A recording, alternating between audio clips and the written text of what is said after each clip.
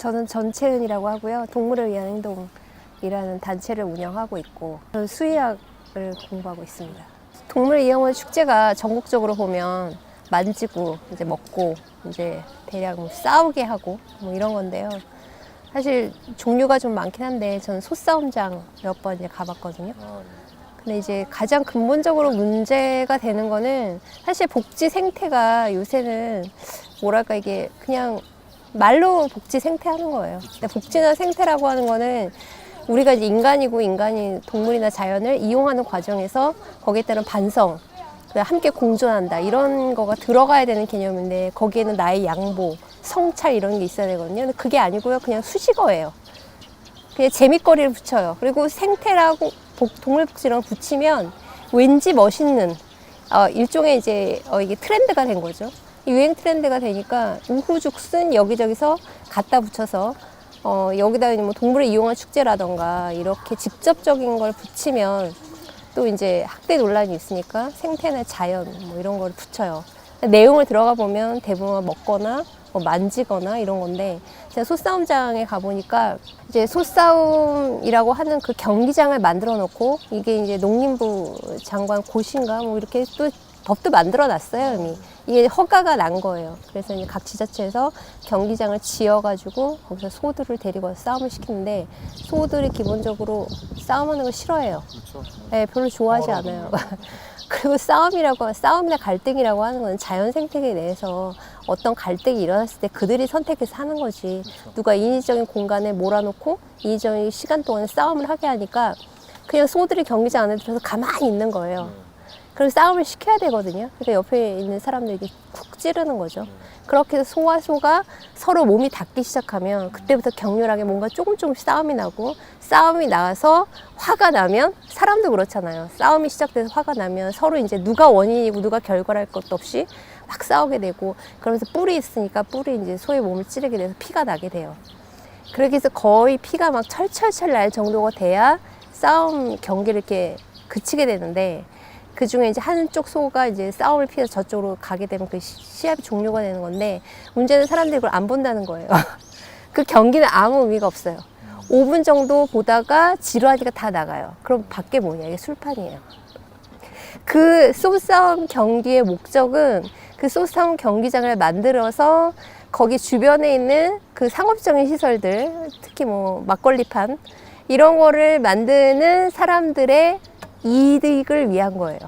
거기는 사람들도 아무 관심이 없고 오시는 분들도 거의 노년층이고 왜냐하면 재미가 없거든요.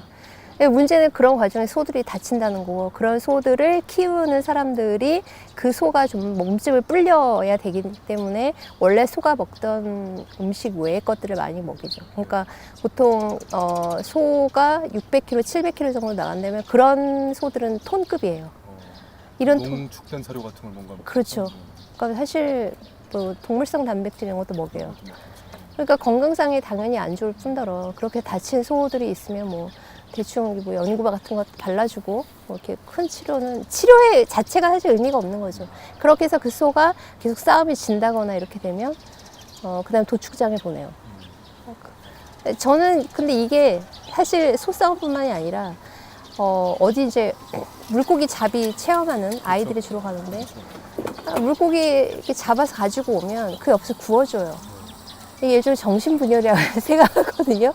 아니 사람이 동물을 어쩔 수 없이 이용해야 되는 상황이 정당화 된다면 내가 배가 고파서 어디 섬에 고립되어 갔는데 그러면 저 먹을 거예요. 저 살아야 되잖아요. 그렇죠. 근데 그런 상태가 아니잖아요. 아니 솔직히 낚시도 그래요. 요새 수산물 시장뿐만 아니라 동네 마트만 가도 생선이 널려 있다고요. 거기 가서 먹으면 되지. 왜 가서 또 물고기들을 괴롭히고 괴롭히고 나서 또 자기는 또 풀어줬다 그래요. 그건 또 뭐죠? 그렇게 해서 잡아서 옆에서 회 처먹고 다시 배에서 내려서 또 옆에 수산물 시장에 또 회를 먹어요. 저는 이해할 수가 없다는 거죠. 일종의 자발적 정신분열이라고 생각하는 거예요. 그걸 또 애들한테 시켜요. 그렇죠.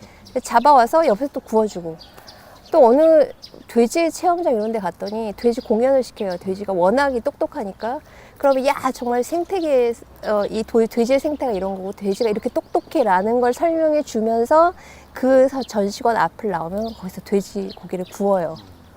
이게 정신분열 아닌가요? 다 똑같아요. 다 뭐 산천어 축제 이런 데서도 산천어를 당연히 거기에 살고 있지도 않은 어류를 대량으로 풀어서 잡게 하고 그러고 나서 사람들은 떠나요. 거기서 다 죽잖아요. 이런 게 저는 생명의 가치, 높은 가치로 설명하자는 게 아니라 너무나 불필요하게 잠시 잠깐 즐기고 또 그거를 아이들한테 보여준다는 게 부모가 아이들과 데리고 가서 이렇게 물어보고 싶어요. 도대체 당신의 아이는 무엇을 배울 것인가?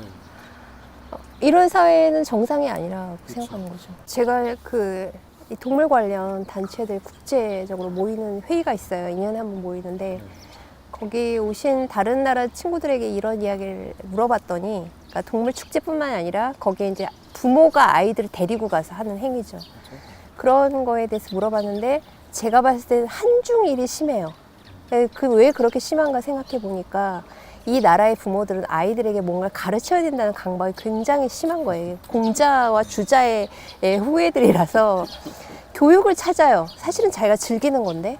그래서 내가 오늘 가서 먹고 즐기면서 그냥 놀 거야 라는 것을 아이들에게 가르치는 걸 굉장히 좀 이렇게 안 좋은 생각을 가지고 있어서 뭔가 가더라도 놀러 가더라도 거기 교육, 생태, 자연 이런 걸 붙여야 되고 거기에 붙여야 되는 명분이 있죠. 왜냐하면 이미 자연환경이 많이 파괴됐고 우리가 이제 입시 경쟁 사회에 살다 보니까 항상 자연 속에서 열몇 시간씩 자연에 데리고 가서 자연을 느껴 이런 걸 할 시간이 없는 거예요. 최대한 짧은 시간 동안에 자연을 느끼게 하는 건 굉장히 감각적인 걸 해야 되고 그러니까 부모들이 여기에 교육이라는 말을 쉽게 붙이고 아이들을 데리고 가는데 맨손으로 고기 잡는 것 뿐만이 아니라 파충류 조류 다 만지고 먹고 이러는 거예요. 그런데 분명히 거기에서 겁이 없는 아이들도 있는데 사실 동물을 만진다는 것은 겁나는 행위거든요. 그래서 오히려 자연에 대한 교육은 자연은 굉장히 무서울 수 있다라는 것을 알려줘야 되는 거고 가서 자연을 본다는 것도 굉장히 어려운 일이고 힘겹게 새를 관찰해야 되는 거야 라는 걸 가르쳐 줘야 되는데 굉장히 짧은 시간에 마치 쪽집게 강의를 듣는 식으로 하는 거죠. 부모가 그렇게 배웠으니 아이들에게 그렇게 가르치는 거고 그런 것도 많이 봤어요. 아이들은 만지는 걸 싫어하는데 부모가 억지로 손 잡아 끌어서 막 만지게 해요. 그러면서 하는 얘기가 이게 여기 오는데 얼마 들었는데 이렇게 얘기한다고요. 전혀 교육하고 상관이 없고요. 그냥 모르는 거예요. 부모도. 자기가 어떤 문화와 교육 속에서 아이들을 가르쳐야 되는지 부모도 배운 적이 없고 부모도 그런 환경에서 자랐고 그래서 아이들도 전혀 배울 수 없고 저는 그래서 미래가 굉장히 좀 암울하다라고까지도 생각이 들어요. 왜냐하면 이미 자연은 다 파괴됐고 자연이라는 것을 알 기회도 없고 가르쳐 주지도 않고 그래서 예전에 학교에서 배웠던 커리큘럼 이런 거 생각해 보니까 사실은 학교 한 고등학교 2학년, 3학년 정도 됐을 때 뒤에 3분의 1은 다 잤어요. 이거 아이들한테 폭력이거든요. 이 교육은 한 1%에서 5% 정도 되는 사람들이 잘 먹고 잘 사는 체계를 만들었고 나머지는 다 포기시킨 건데 아이들이 거기서 뒤에서 자면 뭐예요? 그런데 밖에 나가서 놀게 해야 되거든요. 이게 사실은 다 연결되어 있어요. 그러니까 이 정말 싸구려 문화체험을 사람들이 즐기기 위해서 했다라는 게 아니라 이미 만들었고 사람들은 그거밖에 모르니까 찾아가는 거고 그래서 계속 이 순환고리가 이어지는 거고 그래서 결국에 이 이상야릇한 문화를 누가 만들었느냐 저는 분명히 문화체험을 통해 돈 버는 사람들을 위한 것이라고 생각해요. 여기에 빠지면 안 되죠. 그 돈 버는 문제가 사실은 항상 언급이 되는데 특히 네. 지방의 축제가 많으니까 네. 축제에 대한 비판을 가할 때마다 항상 돌아오는 대답은 지자체들이 그걸로 먹고 사는데 네. 예전에 산천어 관련해서 누가 비판하니까 이회수가 네. 도와주지 못할 망정 그러지 말아라. 네. 그래서 지자체를 는 어쩔 수 없이 이런 걸 해야 되기 때문에 뭐라 하지 말아라 네. 라는 식의 어떤 사고방식에 대해서는 어떻게 생각하십니까? 아니 그럼 딴 걸 찾아야죠. 솔직히 한 번쯤 망해야 돼요. 망해서 정신을 차려야 돼요. 그걸 왜 제가 도와줍니까?